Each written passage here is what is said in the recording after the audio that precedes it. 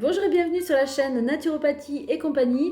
Je suis Pascale Ferriz, conseillère en naturopathie, passionnée d'alimentation et spécialisée dans le rééquilibrage alimentaire. Aujourd'hui, je propose une courte vidéo pour vous livrer une astuce diététique et néanmoins super nutritionnelle concernant les aliments amidonnés. Donc, quels sont les aliments amidonnés? Bien, ce sont tous les aliments que l'on appelle plus singulièrement les féculents. Cette astuce qui va concerner les féculents va permettre à la fois, écoutez bien, de réduire la quantité de sucre dans votre alimentation sans la changer et à la fois de nourrir les bonnes bactéries de votre côlon qui créeront par conséquent plus d'acide butyrique qui est un acide gras à chaîne courte essentiel à plein de niveaux. Alors l'amidon, qu'est-ce que c'est? L'amidon, c'est un sucre complexe d'origine végétale qui constitue les réserves de glucides des plantes. C'est un peu notre glycogène si vous voulez. On trouve de l'amidon dans tous les féculents, les pâtes, le riz, les céréales, les légumineuses, mais aussi certains fruits et légumes amylacés tels que pommes de terre, patates douces, châtaignes ou bananes par exemple. Certains aliments amidonnés contiennent naturellement des amidons résistants. C'est le cas du maïs, de certaines légumineuses, des graines non moulues type graines de lin, graines de chia ou graines de courge par exemple, le gruau non cuit, les grains entiers et les bananes à condition qu'elles soient vertes. Les amidons résistants contenus dans ces aliments ont cette particularité, comme leur nom l'indique, de résister à la digestion, c'est-à-dire de ne pas se décomposer en sucre, en molécules de glucose plus précisément, et donc de ne pas être absorbés par l'intestin grêle.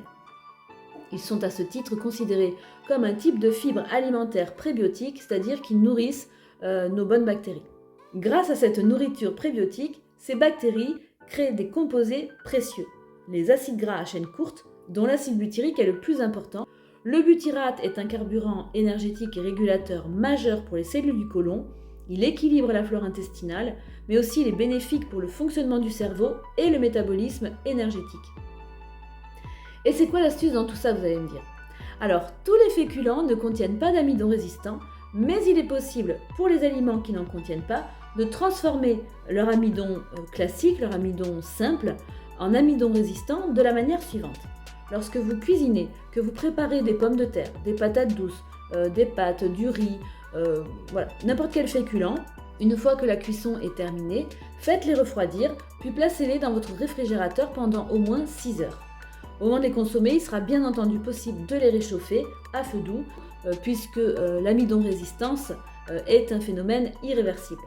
L'amidon, contenu dans les aliments que vous avez cuisinés, en subissant un refroidissement pendant plusieurs heures, devient résistant aux enzymes digestives, notamment à l'amylase, qui est l'enzyme qui digère l'amidon. De ce fait, il ne sera pas digéré et progressera intact jusqu'au côlon, comme je vous le disais, où il sera fermenté par les bactéries qui produiront, à partir de cette fermentation, du butyrate dont votre organisme pourra bénéficier. Cette astuce a le double avantage non négligeable que cet amidon, qui est un composé glucidique, ne sera pas transformé en sucre et en réduira donc d'autant l'apport dans votre régime alimentaire. Voilà, c'était tout pour aujourd'hui. J'espère que vous appliquerez cette astuce anti-sucre, anti-calories et super nutritionnelle qui n'est pas bien compliquée, même si elle nécessite un petit peu d'anticipation dans la préparation de vos repas. Mais il suffit d'en prendre l'habitude et le jeu en vaut la chandelle. Je vous souhaite une belle journée, prenez bien soin de vous, on se retrouve bientôt, bye!